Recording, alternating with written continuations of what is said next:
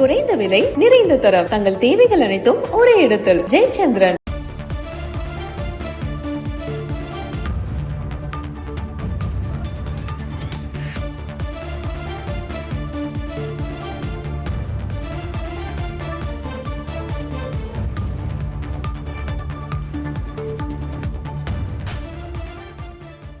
சாலையோரங்களில் தற்காலிகமாக கொடிக்கம்பங்கள் வைக்க அனுமதி கோருவோரிடம் ஒரு கொடிக்கம்பத்துக்கு 1000 ரூபாய் வசூலிப்பதற்கான திட்டம் வகுக்கப்பட்டிருக்கிறது. இது தொடர்பாக தமிழக அரசிற்கு சென்னை உயர்நீதிமன்றம் அறிவுறுத்தலை வழங்கியிருக்கிறது.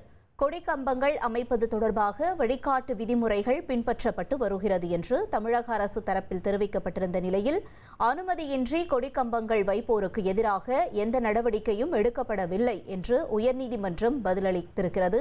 தொடர்ந்து கொடிக்கம்பங்கள் அமைப்பது தொடர்பான விதிகளை கண்டிப்புடன் பின்பற்றவும் உயர்நீதிமன்றம் அறிவுறுத்தலை வழங்கியிருக்கிறது. நடவடிக்கை எடுக்காத அதிகாரிகளுக்கு எதிராக துறை ரீதியிலான நடவடிக்கை எடுக்கவும் அரசுக்கு உத்தரவினை பிறப்பித்திருக்கிறது நீதிமன்றம். முக்கிய செய்தியாக பார்த்தோம்.